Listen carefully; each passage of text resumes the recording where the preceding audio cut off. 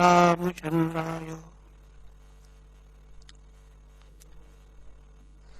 वागीशायस्य वदने लक्ष्मीर्यस्य च वक्षसि यस्यास्ते हृदये संवित्तं सिंहमहं भजे। विश्वसर्गविसर्गादि नवलक्षणलक्षितम् श्रीकृष्णाख्यं परं धाम जगद्धाम नमामि तत्।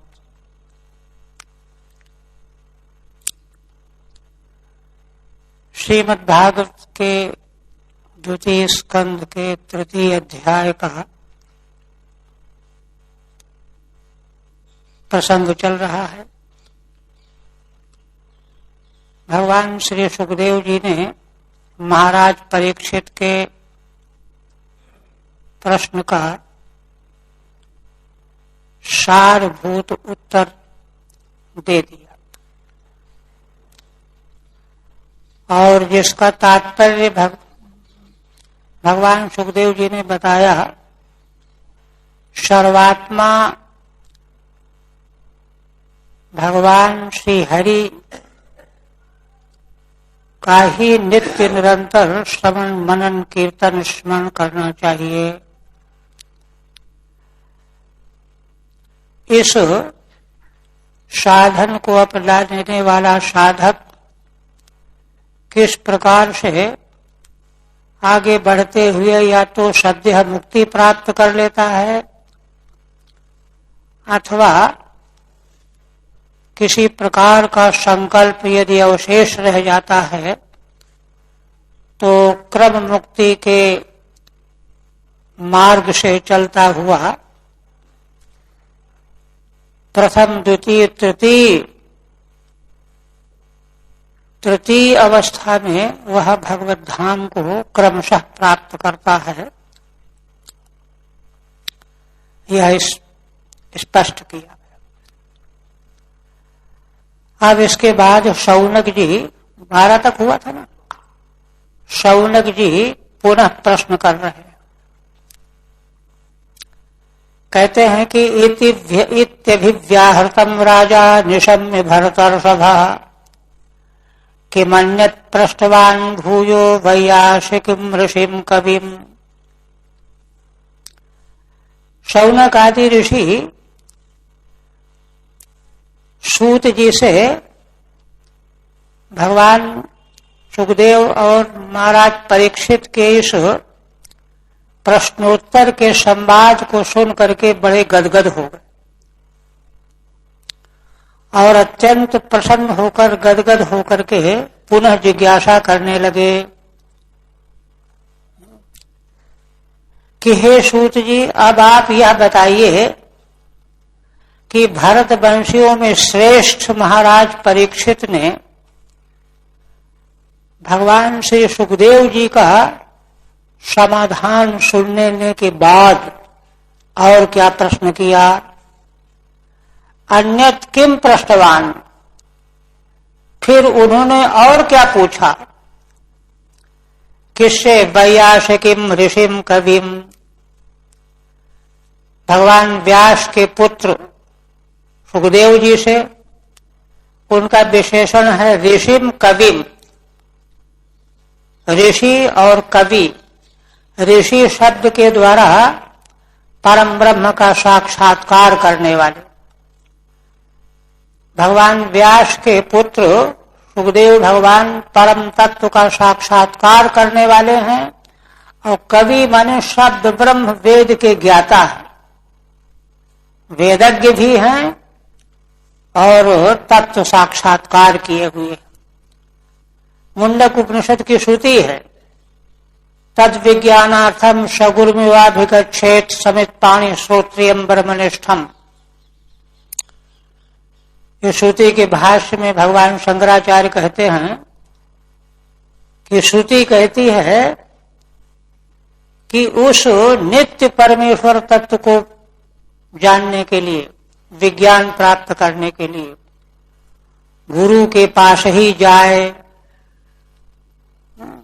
शास्त्रज्ञों की स्वतंत्र न चिंतित, शास्त्र का ज्ञाता होने पर भी स्वतंत्र रूप से चिंतन न करे, कुछ नहीं मिलेगा।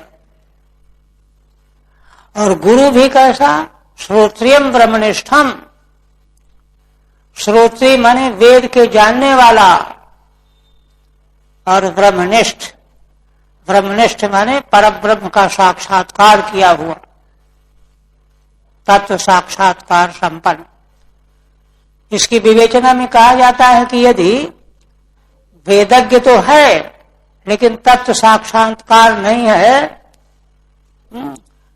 तो समग्र स्वरूप का दर्शन नहीं करा पाएगा, क्योंकि अभी तो अवशिष्ट है, अभी तो पहुंचा ही नहीं, बकाया है, वहां की बात कैसे बताएगा।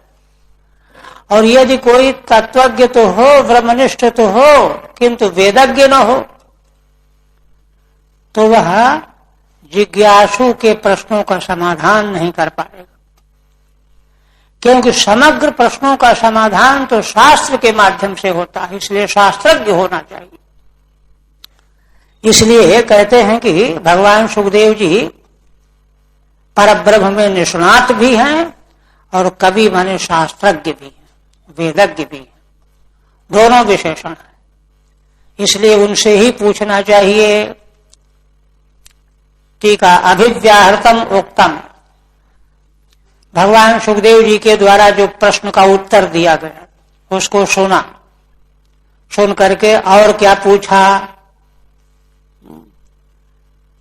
ऋषिम परब्रह्म दर्शनम, ऋषि शब्द का अर्थ करते हैं श्रीधर स्वामी, परम ब्रह्म का दर्शन हो गया है जिनको, साक्षात्कार हो गया है, ब्रह्मनिष्ठ। और कवि माने शब्द ब्रह्म निष्णातम, शब्द ब्रह्म जो वेद है उसमें निष्णात, पारंगत। ऐसे भगवान सुखदेव जी से और क्या पूछा? तो पुनः कहते एतच्छ्रूषताम विद्वन् सूत नूर्हसि भाषितुम कथा हरिकथोदरका शताम शिव सदसि ध्रुवम। हे सूत जी, आप बड़े भाग्य से आपका हमको दर्शन हुआ है, यह बात हम सुनना चाहते हैं। सुश्रूषताम, हमारे मन में बहुत सुनने की अभिलाषा है, इसलिए आप कृपया भाषितुम अर्हसि, न माने स्मान, हम लोगों को वह उनका आगे का संवाद बताने के योग्य हो। क्यों? कारण क्या है? क्यों जिद कर रहे हो? कथा हरि कथोदर का शताम शिव ही सदसि ध्रुवम। शौनक जी कहते हैं कि देखो, हम इस बात को समझते हैं, शताम सदसि, सत्पुरुषों की सभा में, ध्रुवम माने निश्चितम, निश्चित रूप से ऐसी कथाएं हुआ करती हैं जिन कथाओं के द्वारा श्री भगवान की कथाएं निश्चित होती हैं, उनके प्रसंग आते हैं, भगवान के लीला चरित्र के प्रसंग उनसे आते हैं। ऐसी बातचीत ही होती है सत्पुरुषों की सभाओं में। इसलिए भगवान सुखदेव जी और महाराज परीक्षित के बीच में जो प्रश्नोत्तर हुआ होगा उसमें निश्चित रूप से भगवत संबंधी कथाएं ही हुई होंगी। अतः आप कृपा करके हमको सुनाओ। टीका श्रवणेच्छायाम हेतु, यह सुनने की इच्छा क्यों कर रहे हैं शौनक आदि ऋषि? तो कारण बता रहे, सत्पुरुषों की सभा जब होती है, गोष्ठी होती है, तो उनके यहां इधर उधर की बातें नहीं होती, ऐसी ही चर्चा वहां प्रकट की जाती है जिससे भगवान की लीला कथा का प्रसंग जुड़ जाता है। हरि कथा एव उदरका माने उत्तर फलम, भगवान की कथा ही जिसका उत्तर फल है, माने प्रश्न किए जाएंगे तो ऐसा उत्तर देना होगा कि भगवान के चरित्र का उल्लेख करना पड़ेगा, तब उत्तर होगा। ऐसी बातें ता कथा शताम भागवतानाम सदस्य सभायाम शुभ, ऐसी ही कथाएं भगवत भक्तों की सभा में हुआ करती हैं, इसलिए जरूर भगवत संबंधी चर्चा हुई होगी। अतः आप बताइए कि महाराज ने फिर आगे और क्या पूछा। आगे फिर और कहते हैं, उसका हेतु बता रहे। सवै भागवतो राजा पांडवेयो महारथः बाल क्रीडन कई क्रीडन कृष्ण क्रीडाम याददे। हे सूची, वही निश्चयार्थक निपात है। निश्चित रूप से वे महाराज परीक्षित, राजा परीक्षित, पांडवेय माने पांडुवंशीय महारथी हैं और भगवान के परम भक्त। इसलिए उन्होंने जो प्रश्न किया होगा उसमें जरूर भगवत संबंधी कथा होगी। लक्षण क्या है, कैसे जानते हो कि भागवत हैं? बाल क्रीडन कई क्रीडन कृष्ण क्रीडाम या आददे। महाराज परीक्षित बालकों के साथ 5 वर्ष 6 वर्ष की अवस्था में जब खेल खेला करते थे तो भगवान श्री कृष्ण की लीलाओं से संबंधित खेल खेलते थे। कृष्ण क्रीडाम या आददे। इसलिए वे माने जन्म के समय से ही भगवान के प्यारे भक्त थे। ठीक है, एतत् प्रपंचयति सदा इति द्वाभ्याम, 2 श्लोकों से कृष्ण पूजादि रूपाम क्रीडाम यह स्वीकृतवान।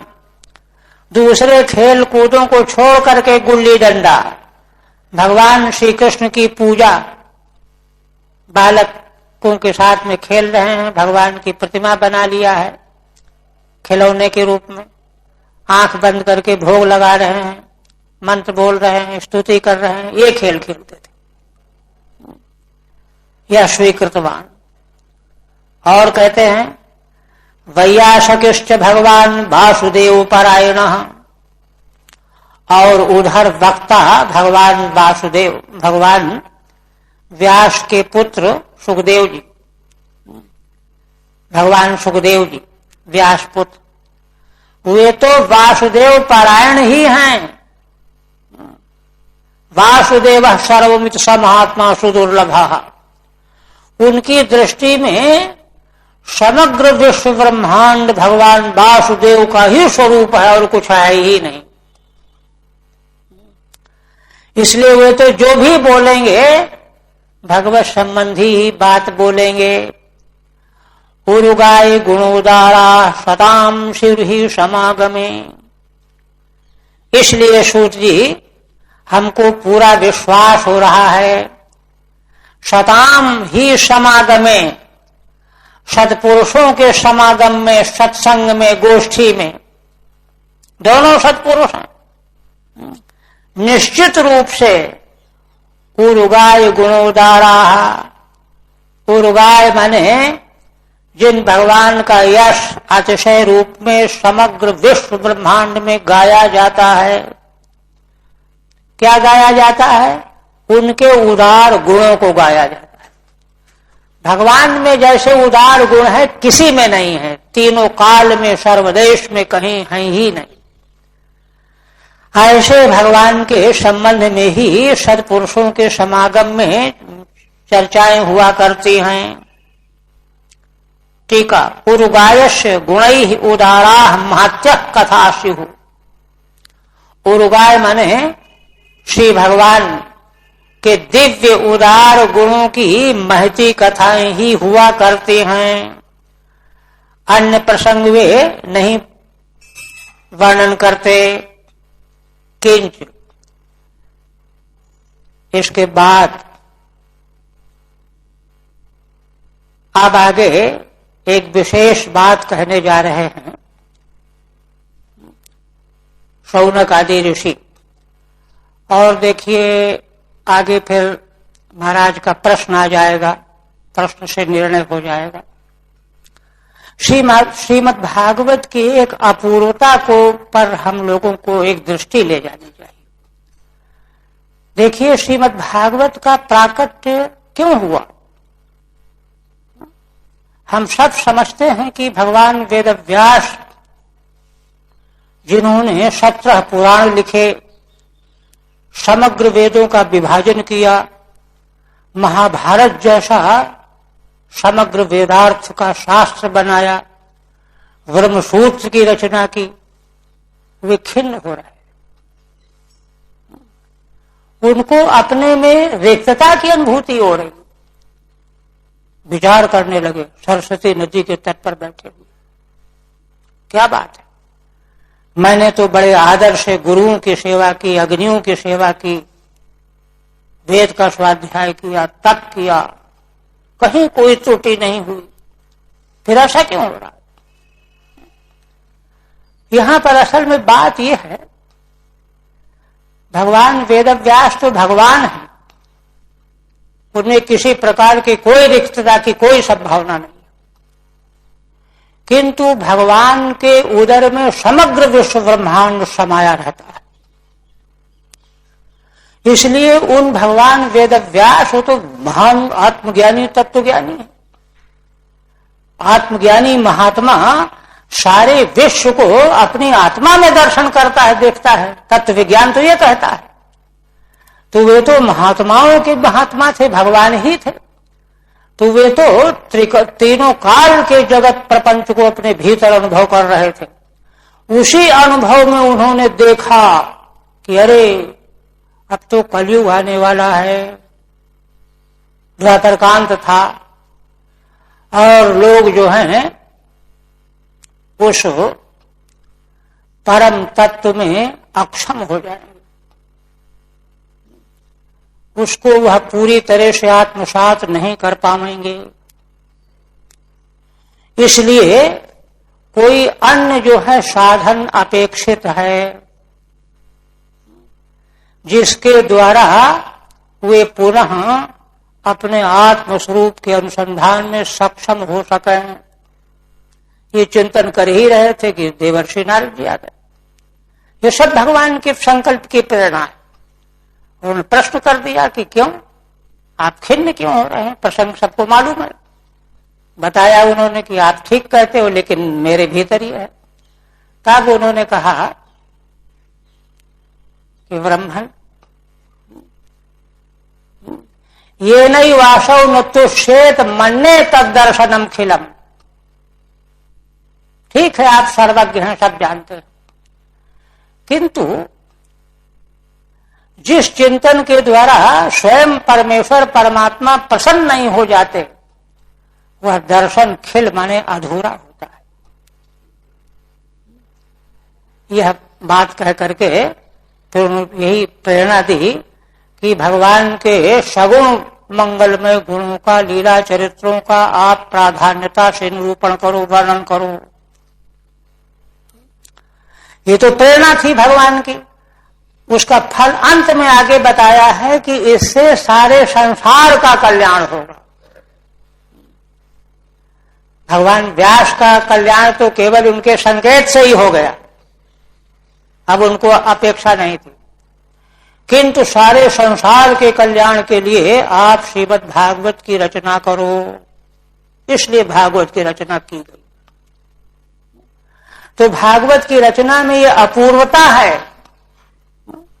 जो अपूर्वता देखिए, यहां पर जितना भी प्रसंग पीछे से चला आ रहा है, भगवत स्वरूप जैसे जीवस्य तत्व जिज्ञासा के प्रसंग में प्रथम स्कंद में ही अद्वैत ज्ञान को कहा गया है। वदन्ते तत्तत्व विदस्तत्वम ये ज्ञानम अद्वयम। जो अद्वैत ज्ञान है वही तत्व है, और उस तत्व का ज्ञान प्राप्त करना मनुष्य जीवन का लक्ष्य है, उद्देश्य है। उसी अद्वैत ज्ञान को भिन्न भिन्न शब्दों में ऋषि लोग कोई ब्रह्म शब्द से कहता है, कोई परमात्मा शब्द से कहता है, कोई भगवान शब्द से कहता है, ऐसा। तो वह ज्ञेय तत्व है। ज्ञेय तत्व जो कहते हैं वही है, किंतु ज्ञेय तत्व को असल में इसके पूर्व की साधना, श्रीमद् भागवत के पूर्व की साधना के क्रम में आप देखें तो उसमें दर्शन शास्त्र तो उस तत्व का विवेचन करता है, सांगोपांग स्पष्ट कर देता है, बुद्धि उसको ग्रहण कर लेती है।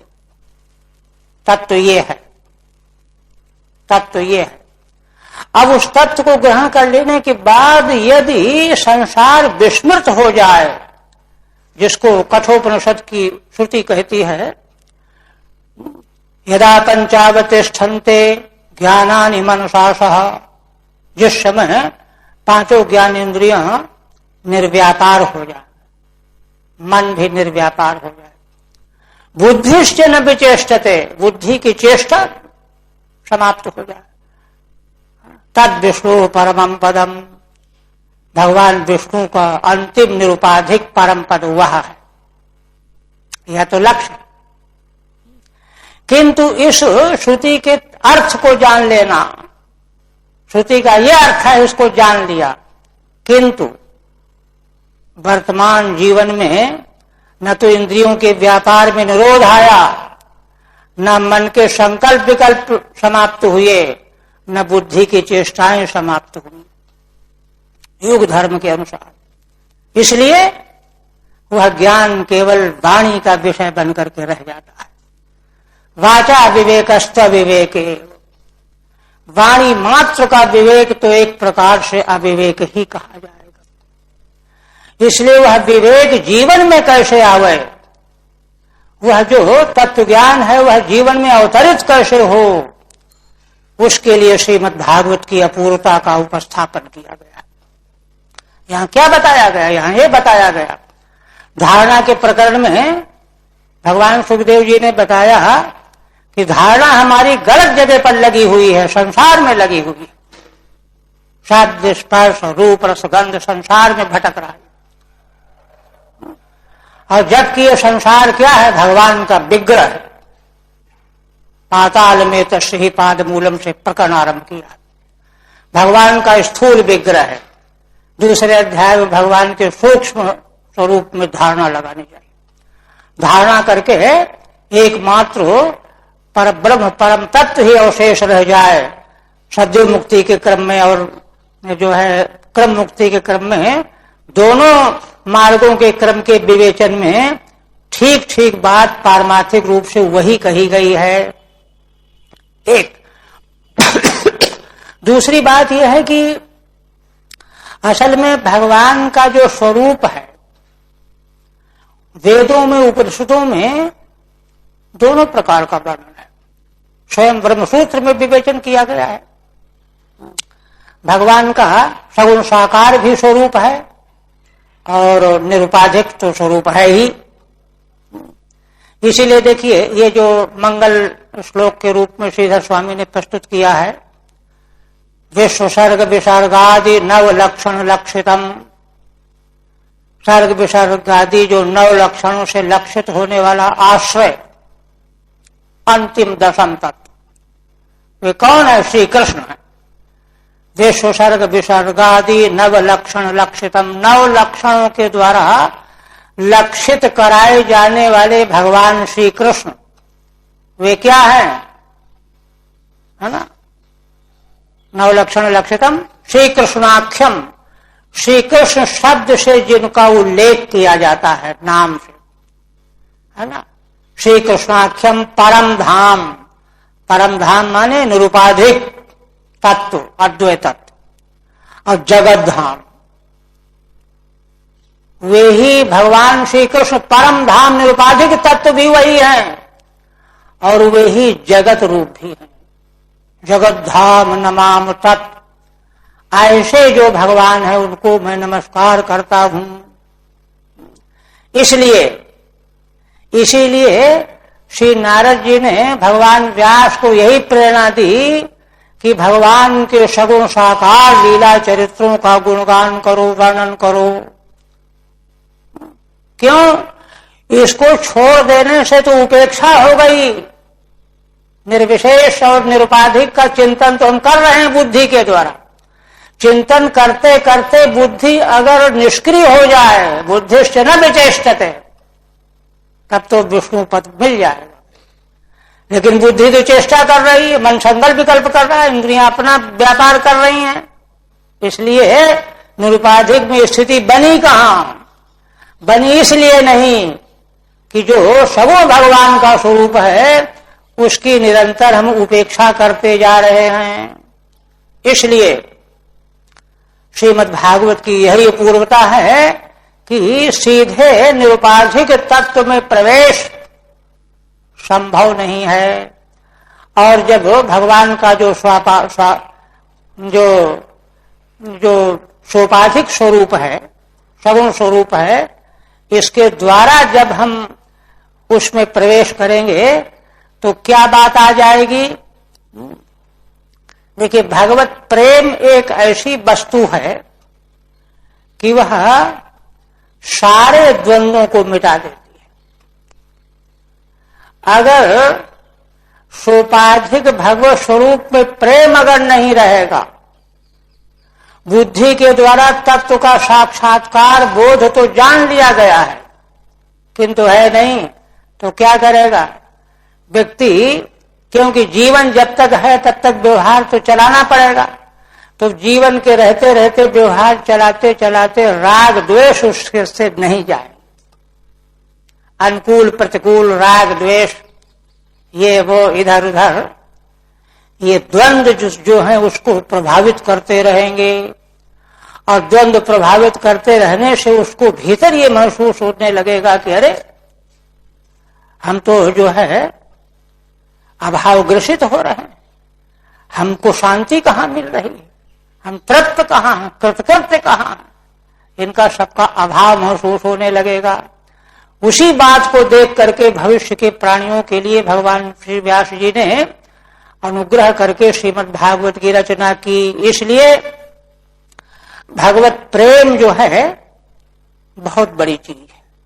भक्ति योग असल में भगवत प्रेम का ही नाम है। तो उसके प्रति जो श्रीमद् भागवत शास्त्र की अपूर्व, देखिए कई जगहों पर, 5-4 जगहों पर श्रीमद् भागवत में कहा गया है कि भगवान का नाम सुन करके, उनकी लीलाओं का श्रवण करके अगर रोंगटे खड़े न हो जाएं, नेत्रों से अश्रु प्रवाह न होने लगे, तो क्या हुआ?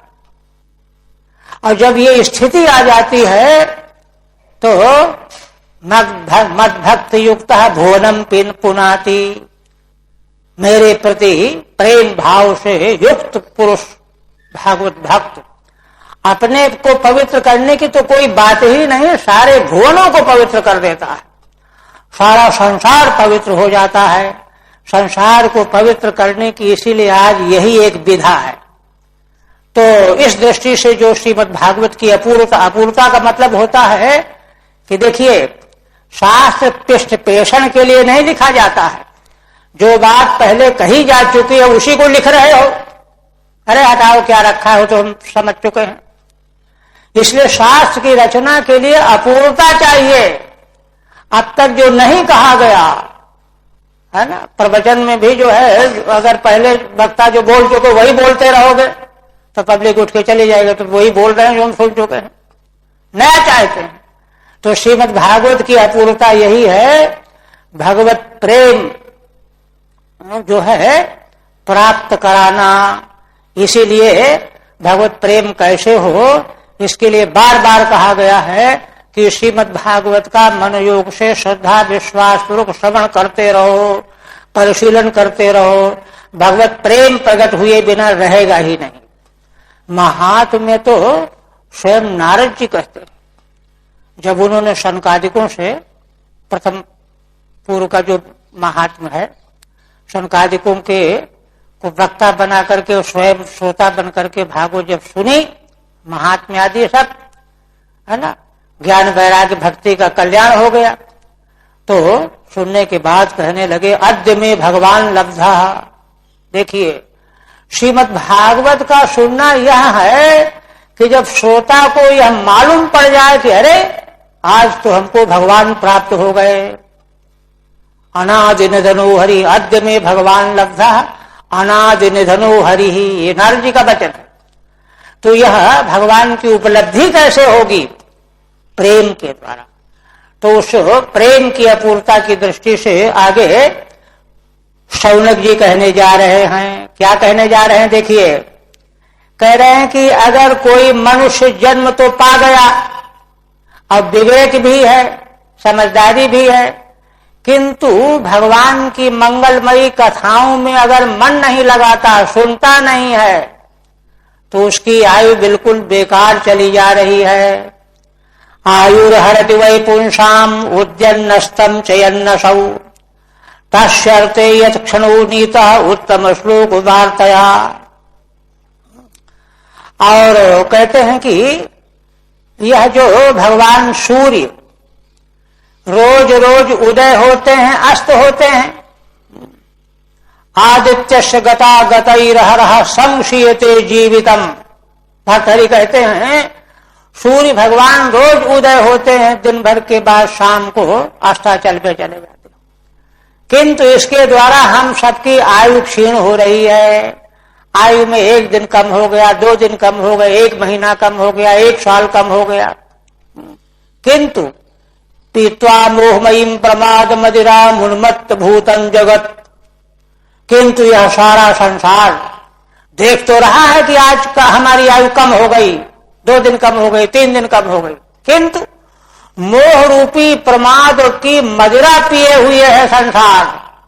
पीत्वा मोहमयीम प्रमाद मदिरा उन्मत्त भूतम जगत, और सारा संसार उन्मत्त माने पागल फिरा हुआ है, उसको होश ही नहीं है, और जो है जीवन को बर्बाद कर रहा है। वही बात कहते हैं, सूर्य भगवान रोज उदयस्त के द्वारा हमारी आयु को क्षीण कर रहे हैं।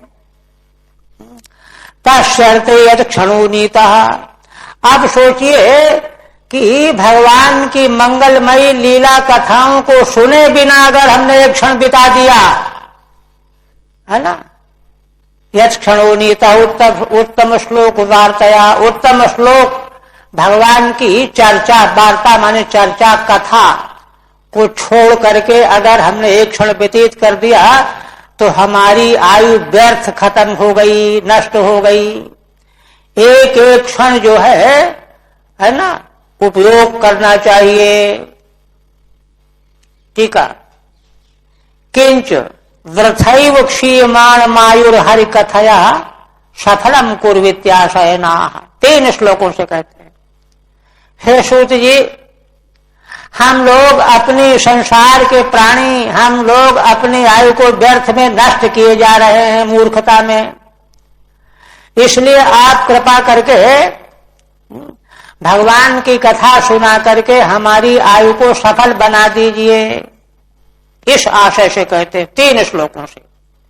आयु रीति असौ सूर्य, ये भगवान सूर्य उद्यन उद्गच्छन, उदित होकर के, अस्तम आदर्शनम चयन, और आदर्शन माने अस्ताचल को जाते हुए, उदय होना अस्त होना, उदय होना अस्त होना, रोज रोज होते हैं। यत येन क्षणो नीतः, इस क्रिया के द्वारा एक एक क्षण जो हमारा जा रहा है, तस्य आयु रेते वर्जयित्वा वृथैव हरति। ऐसे मनुष्य की आयु व्यर्थ में ही जा रही है, हरण कर रहे हैं भगवान सूर्य। तो फिर कोई कहे कि अरे व्यर्थ क्यों है, आखिर जी रहे हैं कि नहीं? जीना भी तो एक महत्व की बात है।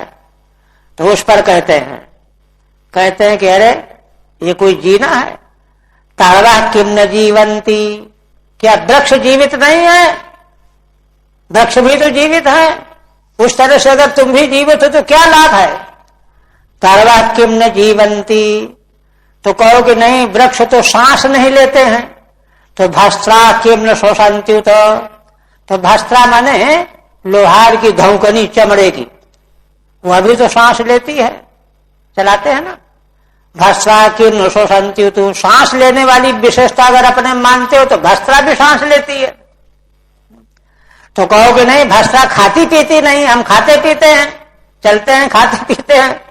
तो कहते हैं न खादंत न मेहंत किम ग्राम पशु परे।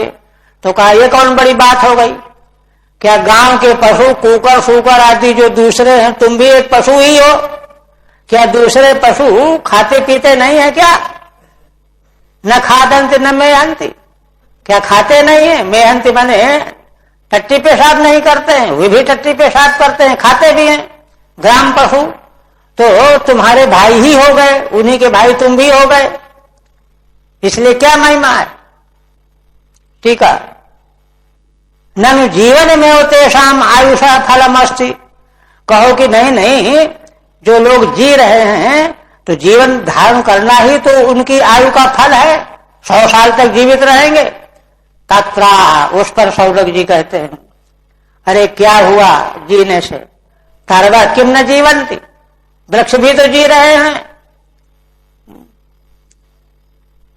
तेषाम श्वासो नास्ति तर्हि, तो अगर ये कहो कि उनमें श्वास प्रश्वास नहीं चलता, खड़े रहते हैं केवल, तो कहते अच्छा श्वास प्रश्वास वाले देखो। भास्त्रार्थश्चर्म कोशाः कोशाः, भास्त्राः चर्म चमड़े के कोश, वही धौकनियां, ये तो श्वास भी लेती दिखाई देती हैं। ननु तासाम आहारादिकम नास्ति, कहो कि नहीं भास्त्रादि को तो आहार नहीं, खाते पीते नहीं है। तो कहते चलो देखो, न खादंति नाशनंती, क्या नहीं खाते हैं? न मेहंति रेत शेकम मैथुनम न कुर्वंति किम, है ना, पेशाब करना, मैथुन संतान उत्पन्न करना, क्या ये ग्राम पशु नहीं करते हैं? है ना, वो भी करते हैं। तो उत अपि नराकारम पशु मत्वा अपरेति, इसलिए अगर तुम भी उतना ही कर रहे हो, खा पी रहे हो, संतान पैदा कर रहे हो, सांस ले रहे हो, चल फिर रहे हो, तो नर के आकार में तुम दूसरे पशु ही तो हुए। नराकारम पशु मत्वा, तुम भी पशु ही हो गए, मनुष्य के आकार है, उनके दूसरे तरह के आकार है, और फर्क क्या है? और कहते हैं कि सूत जी भाई हम तो यह समझते हैं क्या, स्वविड बराहो शिखरई संस्थिता पुरुष पशु, पुरुष जो ऐसा पशु है कि इसको स्व माने कुत्ता, विठ बराह माने गांव का सूकर, उष्ट माने ऊंट, और खर माने गधा, 4 पशुओं के द्वारा उसकी प्रशंसा की जाती है, आदमी की, मनुष्य की। भाई तुम अच्छे हो, 2 पैर वाले हो, तुम ज्यादा मूल्यवान हो। कौन प्रशंसा करते हैं? कुत्ता, विडबराह, उष्ट और खर। किंतु है वह पुरुष पशु ही। क्यों पशु है ना? जब ये चारों प्रशंसा करते तो पशु क्यों कहते हो? कहते भाई इसलिए कहते हैं कि न यत कर्ण पथो पेतो, कथा है ना, हाँ कथा है इसमें, न यत कर्ण कथो पेतो जातु नाम गदाग्रज। अरे भाई इसलिए कि उस मनुष्य के कान में गदाग्रज भगवान की कथा और नाम अगर नहीं आया तो वह पशु ही है, और बल्कि उन पशुओं से भी गया बीता है, गया गुजरा है। श्रीधर स्वामी की बात देखिए क्या कहते हैं, तदेवा स्वाद भी संस्तुता सदृशा निरूपिता, वह मनुष्य रूपी पशु कुत्ता आदि बिडबरा आदि को के समान माना गया है, निरूपित किया गया है। क्यों? ऐसा क्यों?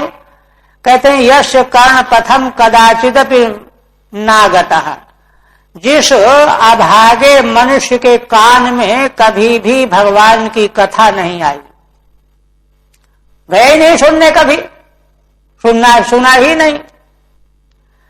स अवज्ञास्पदत्वात्, वह तो अवज्ञा के योग्य है, तिरस्कार करने के योग्य है। स्वभी ही, स्व माने कुत्ते के द्वारा, क्यों? कस्मल विषयासक्तत्वात्, जैसे कुत्ता अवज्ञा का पात्र है, भगाओ कुत्ते को, छू न ले, ऐसे ही जो मनुष्य कभी भगवान की लीला कथाओं को नहीं सुना है, वह कुत्ते की तरह दुत्कारने लायक होता है। और दूसरा, चारों पशु के लक्षण घटेंगे उसमें, है ना। दूसरा पशु है विडबरा, गांव का टट्टी खाने वाला सुअर। कस्मल विषयासक्तत्वात्, क्योंकि वह मनुष्य भी भगवत विमुख होकर के निकृष्ट विषयों में आसक्त पड़ा हुआ है। खाना खाना, सोना, विषयों का अनुभव करना, यही तो है। इसलिए विडबराह के समान हो गया, ग्राम शूकर के द्वारा तुलना के योग्य हो गया। और तीसरा क्या है? उष्ट। उष्ट क्यों है? कंटक व दुखद विषयासक्तत्वात्, जैसे ऊंट कांटे वाले झाड़ियों को खाता रहता है, लंबा होता है, वैसे ही वह मनुष्य जो भगवत विमुख है, वह कंटक के समान दुख देने वाले विषयों में ही आसक्त है। परिवार, स्त्री पुत्र परिवार में ही आसक्त है, जो रात दिन उसका तिरस्कार करते रहते हैं, डांटते डपटते रहते हैं, इसलिए उष्ट की तरह से। और चौथा क्या है? खर। भार बाहित्वात् खरैस्तुल्य इत्यर्थः, भार ढो रहा है, ये सामान लाओ, वो सामान लाओ, यहां जाओ, वहां जाओ, भार ढोने वाले गधे की तरह जो है वह स्तुत्य है, तुल्य है, पशु है। इस तरह से कहने के बाद अब कोई एक और रास्ता निकाले, वकीलों की तरह से बाल की खाल निकाले कि चलो भाई, देखने में तो बड़ा सुंदर मनुष्य लग रहा है, कुत्ते में सुंदरता उस तरह की थोड़ी है, तो उस पर कहते हैं तस्यांगानि च निष्फलानि इत्याह, उसके अंग धिक्कार के योग है, निष्फल हैं। क्यों? बिले बतोरुक्रम विक्रमान्ये न शृण्वतः कर्णपुटे नरस्यो। देखो, उस मनुष्य के कर्णपुट, कान बिल के समान है। क्यों? क्योंकि उरुक्रम भगवान के विक्रम माने शौर्य वीर कर्म कथाओं को जिसने नहीं सुना है, सुनते ही नहीं है कभी, ऐसे मनुष्य के कर्णपुट जो हैं, है ना, सर्पों के निवास वाले बिल की तरह से, छिद्र की तरह से हैं। और जिह्वा क्या है? जिह्वा सती दार्दुर के वसूतो। हे सूत जी, ऐसे मनुष्य की जिह्वा असती है, असत में संक्रमण करने वाली। दार्दुरिका माने मेढकी की तरह है, मेढकी की तरह से टर टर जैसे मेढकी बोलती रहती है, ऐसे ही भगवान नाम उच्चारण न करके, कीर्तन न करके बकवास करती रहती है। न चोपगायत चुरुगाय गाथा, उसकी जिह्वा तो तभी सती बनेगी जब भगवान की यशो गाथा का गान करने वाली होगी। इसलिए कान और जिह्वा जो है दोनों दो कौड़ी के हो गए। बिलेति पंच भी 5 श्लोकों से कहते हैं। बतेति खेद कहते हैं। कितने खेद की बात है कि बताओ, इसके कान क्या है? ये तो छेद की तरह से हैं। न शृण्वतो अशृण्वतो नरस्य ये कर्णपुटे, है ना, मनुष्य के वे कर्णपुट, दोनों कान, द्विवचन 2 कान होते हैं ना, जो भगवान का यश श्रवण नहीं करते, वे ते बिले वृथा रंध्रे, बेकार के खोड़ग हैं, छेद हैं, कुछ अर्थ नहीं है उनका। न चेदुपगायति तस् जिह्वा, और उसकी जिह्वा यदि भगवान का यशगान नहीं करती तो समझो कि यह बड़ी दुष्ट है, असती है। दर्दुरो भेकस तदिया जिह्वायु, है ना, दर्दुर भेक मेढक, उसकी जिह्वा की तरह से, दर्दुरिका, दर्दुर की जिह्वा, स्त्रीलिंग हो गया। और कहते हैं भारः परम पट्ट किरीट जोष्टम अत्युत्तमांगम न नमेन मुकुंदम, है ना, उसका जो उत्तम अंग सिर भले बेश कीमती मुकुट से शोभा पा रहा हो, परम पट्ट किरीट जुष्टम अपि, है ना, पद दिया गया, राजा बना दिया गया, मुकुट पहना दिया गया, तगड़ी बांध दी गई, बिल्ला लगा दिया गया, ऐसा भी उत्तमांग यदि वह भगवान को नमस्कार करने के लिए झुकता नहीं है तो वह केवल मात्र भार ही है। और सावौ करौनो कुरुतः सपरियाम, और दोनों हाथ उस मनुष्य के शव की तरह है, लाश की तरह से बेकार है। क्यों? नो कुरुतः सपरियाम, जो भगवान श्री हरि की पूजा नहीं करते, सेवा नहीं करते, झाड़ू नहीं लगाते, भगवान के लिए फूल तोड़ करके नहीं लाते, और हरे लसत कांचन कंकण हुआ, और भगवान के लिए शोभाधायक माने भले वे सोने के कंकण बांधे हुए हाथों में, लेकिन भगवान की सेवा अगर नहीं करते तो वे मरे हुए से हैं, शव जैसे हैं। पट्ट वस्त्रोष्णीषेण कीटेन च जुष्टमपि, पट्टा वस्त्र का उष्णीष माने पगड़ी, किरीट माने मुकुट, इससे सेवित भी सिर यदि न नमेत, अगर भगवान के चरणों में नहीं झुकता है तब केवलम भार एवं, तब तो केवल भार है, बोझा है। और सौ मृतक तत्कर तुल्य, मृतक के कर के तुल्य हैं उसके हाथ, किसके? जो लसती कांचन कंकण ययोस्तौ, यद्यपि सोने के कंकण बांधे हुए हैं दोनों हाथों में, लेकिन वे शव की तरह हैं। क्यों? क्योंकि उन हाथों के द्वारा भगवान की पूजा नहीं की गई। भगवान के लिए फूल तोड़ करके लाओ, जल लेकर के आओ, तब उनकी शोभा है। अत्यर्थ वा सकता।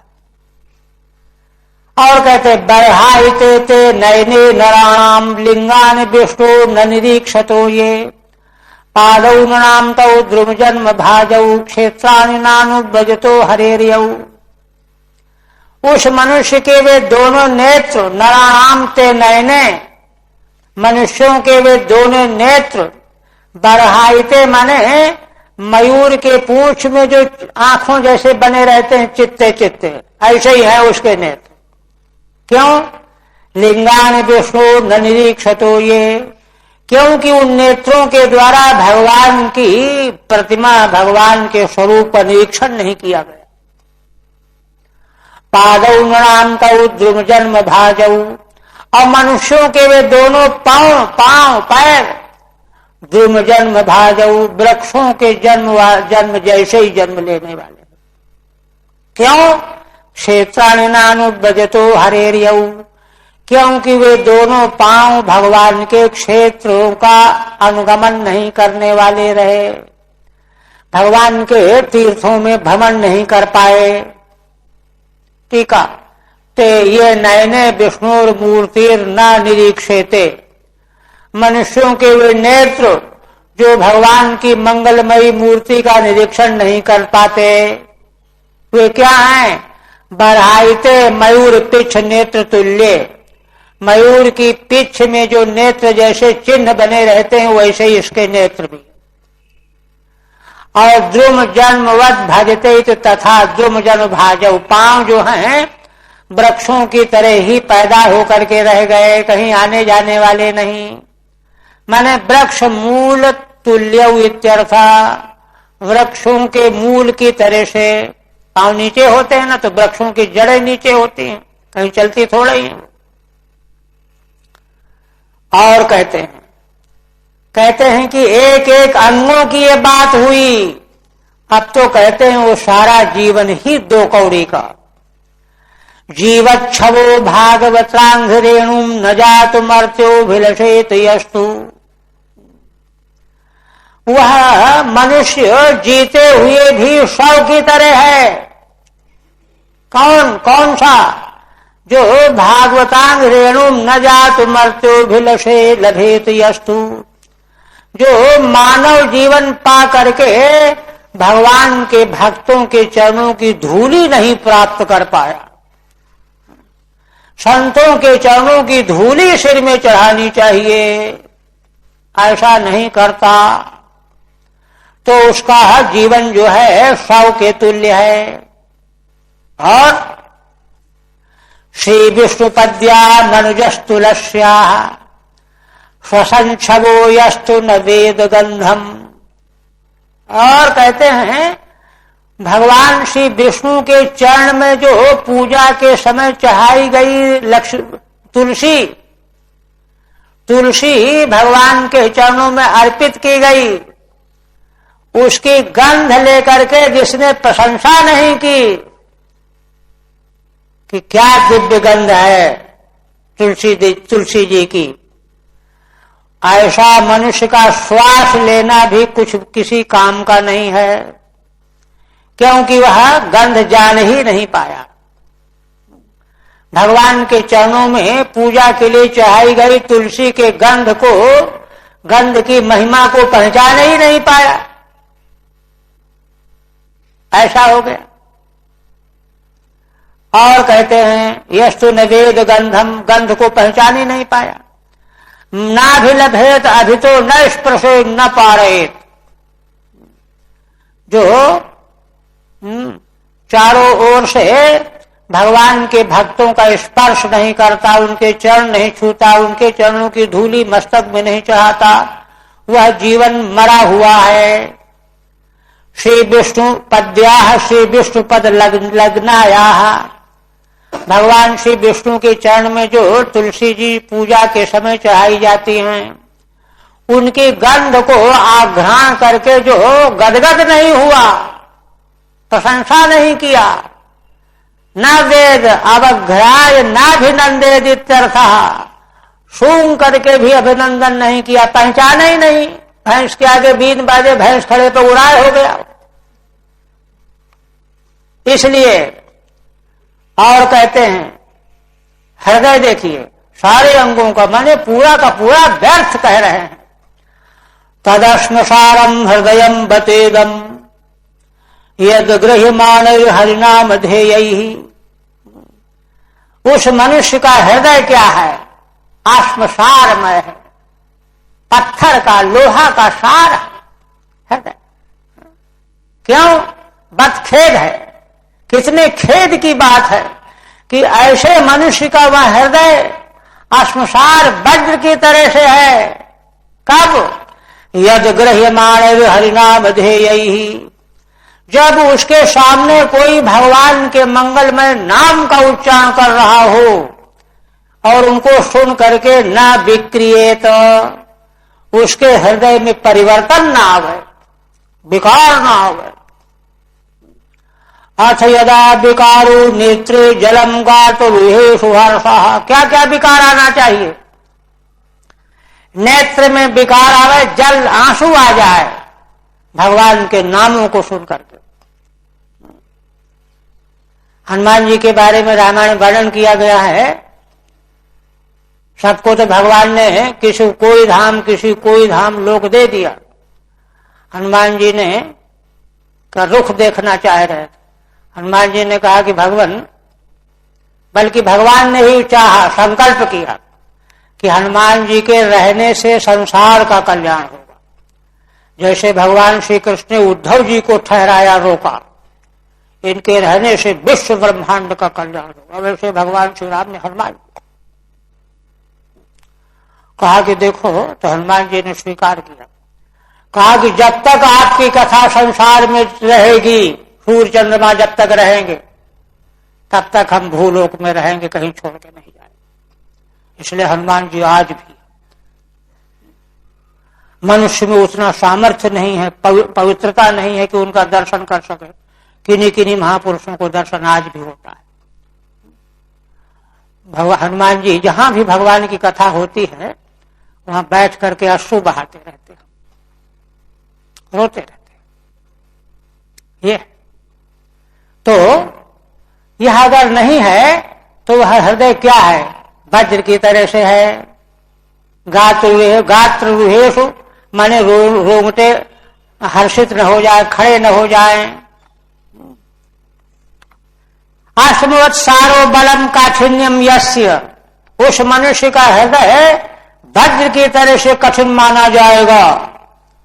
क्यों? क्योंकि भगवान के नाम को सुन करके भी जिसमें कोई परिवर्तन नहीं आता, विक्रिया लक्षण माह परिवर्तन क्या आना चाहिए? नेत्र में अश्रु आ जाए, गातु रुहेशु रोमसु हर्षः उद्गम, और रोंगटे खड़े हो जाए। महान चरित्रों का असल में चिंतन किए बिना, भगवान श्री राम के वियोग का वर्णन किया है भावभूति ने उत्तर रामचरित महाकाव्य में। इस कोटि का काव्य दूसरा कोई संसार में है नहीं। तो लिखते हैं कि भगवान की जंगल में है, उनके वियोग की दशा का वर्णन करते हुए कवि कहता है कि भगवान के भगवती सीता के वियोग ऐसा क्लेश है कि उनको देख करके पत्थर भी पिघल जाता है। अभी ग्रावा की रोदती, पत्थर रोने लगते हैं, वृक्ष रोने लगते हैं। तो इस तरह का अगर भाव अगर नहीं है तो वह हृदय वज्रसार के समान है। इसकी टीका हो गई 24वां है ना,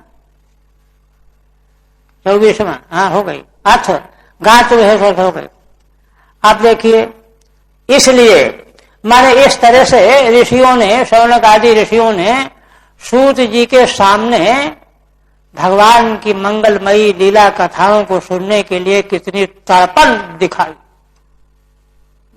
ये पक्का है कि भगवान सुखदेव जी के सामने आगे जो भी प्रश्न महाराज ने किया होगा उसमें जरूर भगवान की कथा का संबंध होगा, इसलिए आप वह प्रसंग सुनाइए। ये स्थिति थी। इस तरह से देखिए, ये शास्त्र जो है केवल शब्द शास्त्र नहीं है, भाव शास्त्र है। हमारे महाराज करपात्री जी कहा करते थे वाराणसी में कि श्रीमद् भागवत जो है भाव शास्त्र है, भावों का समुद्र है। जो दर्शन शास्त्र होता है वहां तो बुद्धि की दौड़ भाग है, कटकटाहट है। यहां भावों का तरंग है। अथा विदेयंग मनोनुकूलम प्रभाषसे भागवत प्रधान, इसलिए हे अंग, सूत जी के लिए प्रेम से कह रहे हैं, संबोधन है, आप जो है जरूर हमको सुनाइए। एक बात और, एक बात क्या, आप हम लोगों के मन के अनुकूल प्रवचन करते हैं, मनोनुकूलम प्रभाषसे। क्यों?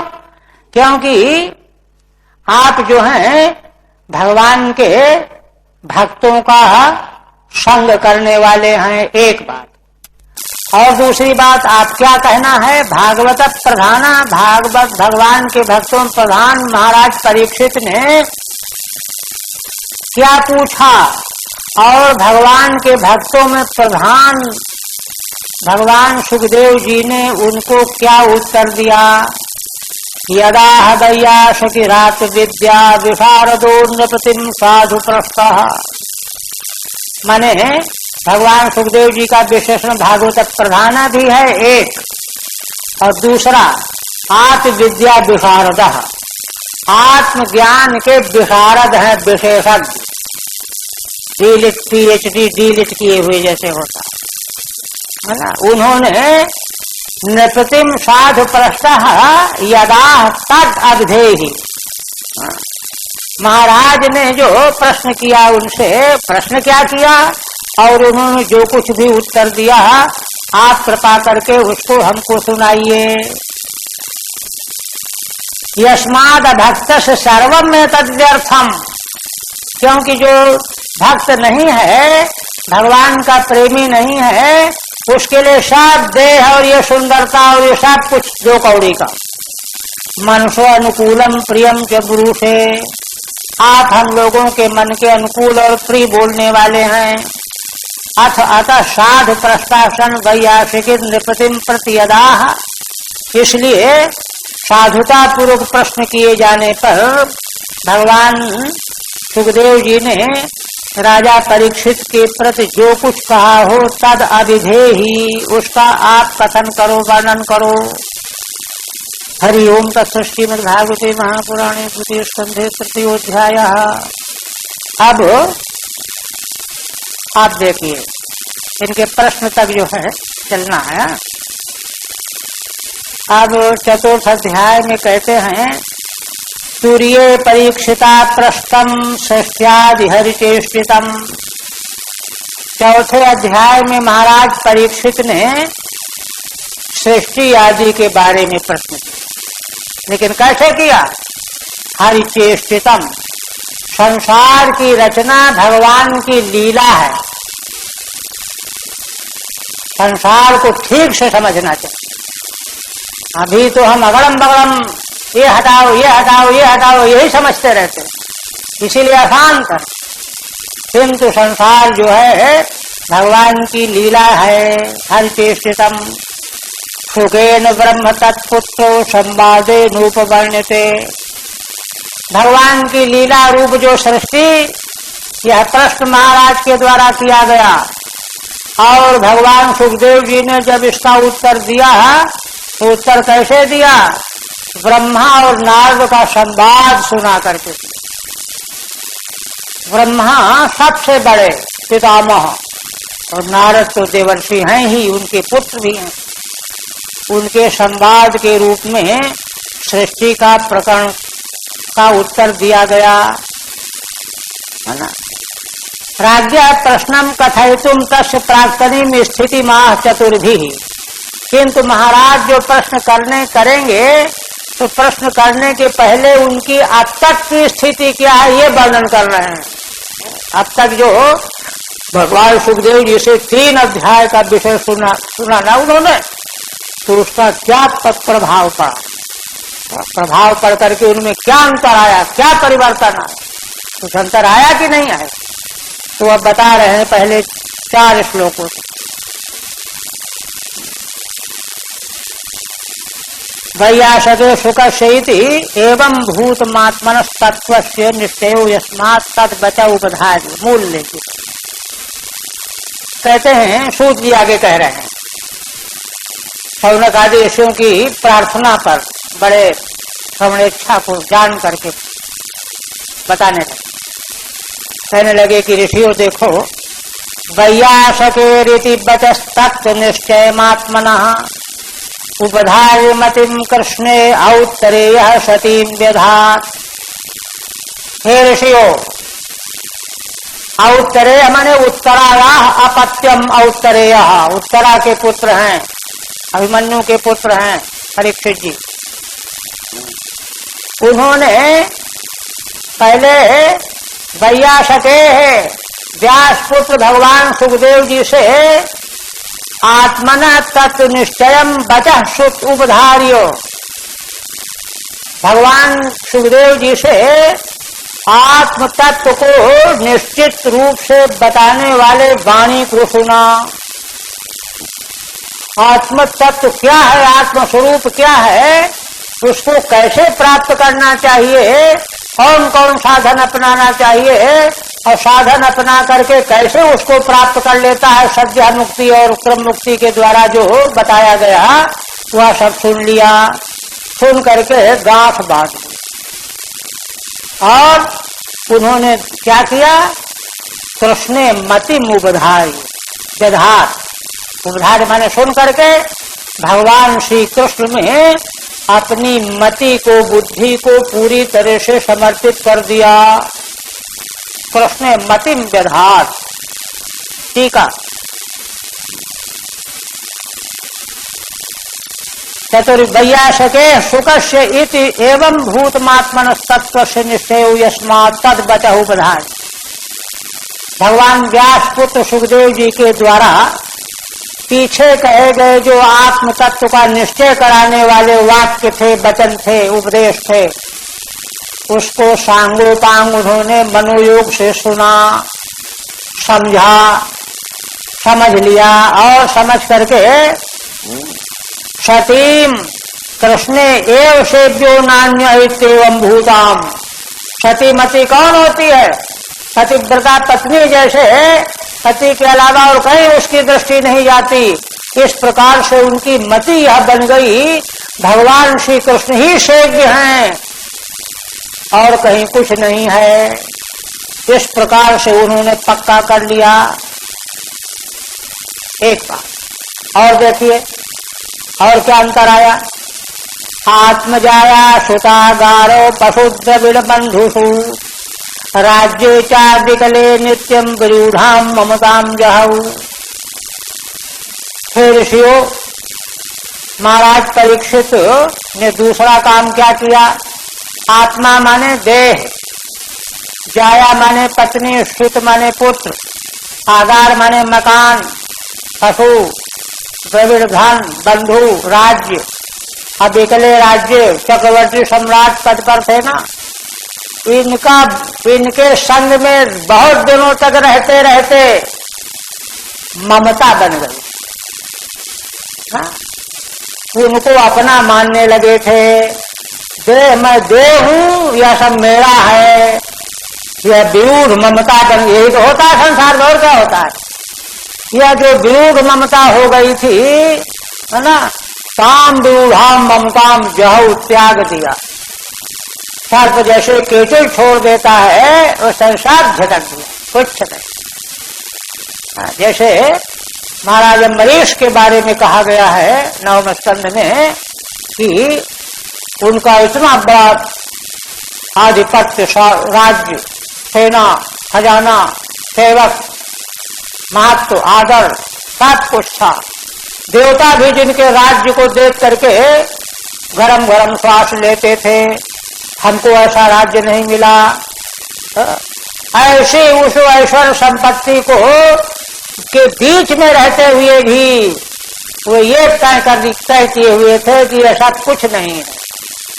सर्वम स्वप्न निभम बनने, अरे क्या है तो सब स्वप्न, कुछ नहीं। ऐसे उसी प्रकार से महाराज ने अब भगवान सुखदेव जी की उपदेश को सुनने के बाद तय कर लिया, पक्का कर लिया, कुछ नहीं है। और भगवान ने अपनी मति को समर्पित कर दिया। ठीक है। आत्मा देह पशवो गजा दया, हाथी आदि राजा थे ना। और कहते हैं पप्रच्छ इममे वार्थम यन्माम प्रच्छत सत्तमाः कृष्णानुभाव श्रवणे श्रद्धानु महामना। और हे ऋषियों, उन्होंने भगवान सुखदेव जी से यही अर्थ पूछा, प्रश्न पूछा जो तुम पूछ रहे हो। क्या पूछ रहे थे? ये कह रहे थे कि जरूर वहां कोई न कोई ऐसा प्रश्न हुआ होगा जिस प्रश्न के उत्तर में भगवान की कथा का संबंध आ गया होगा, कथा चल पड़ी होगी। जैसा संभावना सौनक जी कह रहे थे, वही प्रश्न कर दिया उन्होंने। पप्रच्छ इममेवार्थम इममेवार्थम यन्माम प्रच्छत सत्तमाः। तुमने ठीक अंदाज लगाया, जैसा तुम कह रहे हो यही प्रश्न तो पूछा उन्होंने। कृष्णानुभाव श्रवणे श्रद्धानु महामनाः। क्यों? भगवान के प्रभाव का श्रवण करने में उनकी बड़ी श्रद्धा हो गई थी, क्योंकि महामनस्वी थे परीक्षित जी, महामनाः। इसलिए भगवान के प्रभाव को सुनना चाहते थे। क्योंकि भगवान, देखिए, भगवान के प्रभाव लीला कथाओं को इसलिए सुनना चाहिए कि भगवान की महिमा को सुन करके प्रेम जो है वृद्धि को प्राप्त हो। ये तो इसलिए यही प्रश्न पूछा उन्होंने। किमेवार्थम हर लीला लक्षणम, यही जो तुम पूछ रहे हो भगवत लीला लक्षण वाला प्रश्न, वही प्रश्न उन्होंने पूछा। और कहते हैं संस्थान विज्ञाय संन्यस्यो कर्म त्रैवर्गिकम च यत् वासुदेवे भगवती आत्मभावम दृढ़म गतः। अब एक बात और कहते हैं कि देखो, प्रश्न करने वाले तो कुछ ऐसे ढंग के लोग भी होते हैं कि ऐसा प्रश्न करेंगे कि सुनने वाला समझे बड़ा ज्ञानी है या बड़ा उच्च कोटि का वैराग्यवान है, साधक है, ऐसे प्रश्न करने वाले होते हैं। किंतु ये सब नकली है। असली प्रश्न क्या है, तो उसकी तैयारी चाहिए, उसका वर्णन कर रहे हैं। संस्थान विज्ञाय संन्यस्यो, कहते हैं कि उनको मालूम पड़ गया था कि 7 दिन के बाद हमारा जीवन अब नहीं रहने वाला है। सामान्य मृत्यु, और जब मृत्यु का ज्ञान हो गया तब क्या किया है ना, संन्यास कर्म त्रैवर्गिकम, त्रैवर्गिक कर्म जितना था सब त्याग दिया। त्रैवर्गिक माने धर्म अर्थ और काम,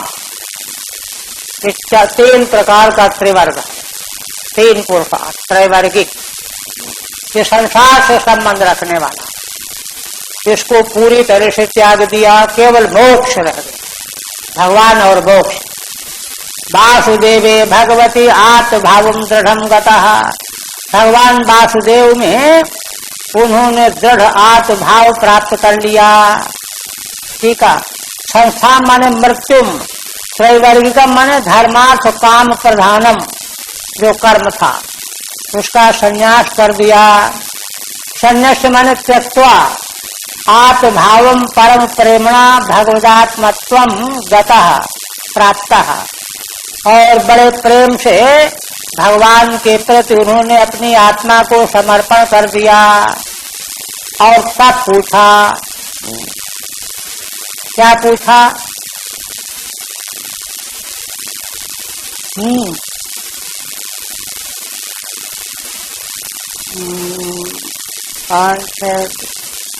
5 है भैया। अच्छा, एक तो कर गए, कल तो द्वादशी रहेगी। देखिए, 1-2 करते राजवाल। समीचीनम बचो ब्रह्मन् सर्वज्ञस्य तवानघ, तमो विशीर्यते मह्यम हरे कथयतः कथाम। महाराज कहते हैं, हे ब्रह्मन्, ब्रह्म स्वरूप, आपकी वाणी यथार्थ समीचीन है, आप सर्वज्ञ हैं, निष्पाप सर्वज्ञ, आपकी वाणी, आपका उपदेश यथार्थ है। यथार्थ का लक्षण क्या है, तमो विशीर्यते मह्यम, मेरे भीतर जो अज्ञान भरा हुआ था, मैं राजा हूं, मैं देव हूं, ये हूं वो हूं, वह ज्ञान मेरा विशीर्ण हो रहा है। हरे कथाम कथयतः, श्री भगवान की कथाओं को आप जैसे जैसे कह रहे हैं वैसे वैसे मेरे भीतर का अंधेरा विशीर्ण हो रहा है, नष्ट हो रहा है। इसलिए भूय एव विवित्सामि भगवानातु माया, यथेदम सजते विश्वम दुर्विभाव्यमधीश्वरैः। अब मैं आपसे पुनः यह जानना चाहता हूं, सुनना चाहता हूं कि श्री भगवान अपनी ही माया शक्ति के द्वारा इस विश्व को कैसे रचते हैं। इदम विश्वम यथा सृजते, कैसे रचते हैं, बनाते हैं। क्योंकि यह विश्व की जो रचना है दुर्विभाव्यमधीश्वरैः, बड़े बड़े अधीश्वरों के द्वारा भी दुर्विभाव्य है। कोई कल्पना करके अंत पाना चाहे तो कोई कल्पना करके अंत नहीं जान सकता। यथा गोपायित विभुर यथा संयच्छते पुनः, यान्याम शक्तिमुपाश्रित्यो पुरुषक्ति परः पुमान्, आत्मानं क्रीडयन् क्रीडन् करोति विकरोति च। और कहते हैं कि भगवान विभु परमेश्वर परमात्मा सृष्टि की बात तो पहले हो गई, फिर कैसे इसकी रक्षा कर लेते हैं, अकेले ही तो हैं, और कैसे इसका उपसंहार कर लेते हैं, तीनों काम। और ये तीनों काम करते हुए कौन कौन शक्ति का आश्रय लेते हैं, सतोगुण रजोगुण तमोगुण। याम याम शक्ति उपाश्रित्य पूर्व शक्ति परः पुमान। अनंत शक्तियों के अधिष्ठान तो परमात्मा भगवान स्वयं है, किंतु यह सब करने के लिए कौन कौन शक्तियों को प्रकट करके आश्रय लेकर के तीन प्रकार के काम करते हैं। और भगवान के ये तीनों काम देखिए, आधी पंक्ति जो है इस श्लोक की, हाँ? कहते हैं आत्मानं क्रीडयन् क्रीडन करोति विकरोति च। भगवान स्वयं ही क्रीड़ा के उपकरण बन जाते हैं और स्वयं खेलने वाले बन जाते हैं। वे ही खिलाड़ी बन गए और खेलने के उपकरण भी वही बन गए, गुल्ली डंडा भी बन गए, खेलने वाले भी बन गए। आत्मानं क्रीडयन् क्रीडन, अपने को ही, है ना, खेलने का साधन बना लिया और स्वयं खेलने वाले बन गए। आत्मानं क्रीडन क्रीडन करोति विकरोति च। और इस तरह से यह सब नाना प्रकार का, विविध प्रकार का की लीला चेष्टा की रचना करते रहते हैं। मूल बात है क्या, फिर टीका कृत्रिम कर देंगे। नूनम भगवतो ब्रह्मन् हरे अद्भुत कर्मणः दुर्विभाव्यमिवा भाति कविभिश्चापि चेष्टितम्। हे ब्रह्मन, मैं तो समझता हूं कि अद्भुत कर्म करने वाले भगवान की यह चेष्टा बड़ी कठिन है। दुर्विभाव्यमिवा भाति माने दूसरों के द्वारा क्या, बड़े बड़े कवियों के द्वारा, वेदज्ञों के द्वारा भी भगवान की यह लीला, तीनों प्रकार की लीला दुर्विभाव्य की तरह से मालूम पड़ती है, कोई बात समझ में नहीं आती है।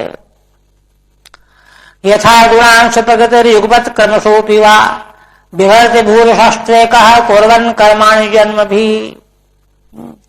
आप कृपा करके बताइए कि प्रगते है गुणान यथा, प्रगति के तीन गुण हैं सत रज तम, तो भगवान तीनों गुणों को एक साथ स्वीकार कर लेते हैं कि क्रमशः स्वीकार करते हैं? एक साथ तीनों गुणों को स्वीकार करके प्रकट हो जाते हैं या एक एक को करते हैं? विभर्ति भूर शस्त्रे कहा कुर्वन् कर्माणि जनु भी, अथवा पहले एक गुण, पहले रजोगुण को स्वीकार करके ब्रह्मा बन गए, सृष्टि कर दिया, फिर सतोगुण को स्वीकार करके विष्णु बन करके रक्षा कर दिया, फिर तमोगुण को स्वीकार करके रुद्रा के रूप में संहार कर दिया, ऐसा करते हैं। वे हैं तो एक ही, एका कुर्वन् कर्माणि जनु भी विचिकित्सित मेतन में ब्रवीत भगवान यथा शाब्दे ब्रह्मण्य सुनातः परस्मिंश्च भवान खलु। कहते हैं कि भगवान मुझको इस बारे में विचिकित्सा है, संशय है, स्पष्ट नहीं है भगवान कैसे क्या करते, इसलिए आप कृपा करके मुझको यह बताइए। यथा भगवान एवं करोति, और कहते हैं कि साध्य ब्रह्मण्य सुनातः परस्मिंश्च भवान खलु, आपके अतिरिक्त कोई इसका उत्तर ठीक ठीक दे भी नहीं सकता। क्यों? क्योंकि सारे प्रश्नों के उत्तर अंतिम में वेदांत के बिना समाधान है ही नहीं। वेदांत के द्वारा जब परब्रह्म में स्थिति प्राप्त हो जाएगी और साथ में वेद का ज्ञाता भी हो, वही कह रहे हैं शाब्दे ब्रह्मण्य सुनाता, शब्द ब्रह्म जो वेद है उसमें आपने सुनात हो, वेद के ज्ञाता हो, और परस्मैश्च भवान खलु, और परब्रह्म में भी आप निष्णात हो, साक्षात्कार किए हुए हो, इसलिए आप कृपा करके मेरा यह संदेह दूर करें। सूत जी कहते हैं इत्युपा मंत्र तो राज्ञा गुणानुकथने हरे, ऋषिकेश मनुस्मृत्यो प्रतिवक्तुम प्रचक्रमे। इस प्रकार से जब महाराज परीक्षित के द्वारा भगवान श्री हरि के लीला चरित्र गुणों का कथन करने के लिए प्रार्थना की गई राजा महाराज परीक्षित के द्वारा, तब भगवान सुखदेव जी ने पहले भगवान का स्मरण किया। भगवान के लीला चरित्रों का चर्चा करने के पहले भगवान का स्मरण किया। स्मरण करके और प्रवचन आरंभ किया। और प्रवचन का आरंभ जो है, पहले स्तुति करेंगे भगवान की 13 श्लोकों के द्वारा। भगवान सुखदेव जी के द्वारा भगवान की स्तुति की जाएगी। उसके बाद प्रश्न का उत्तर आरंभ होगा अग्रिम अध्याय से। बोलो सच्चिदानंद भगवान की।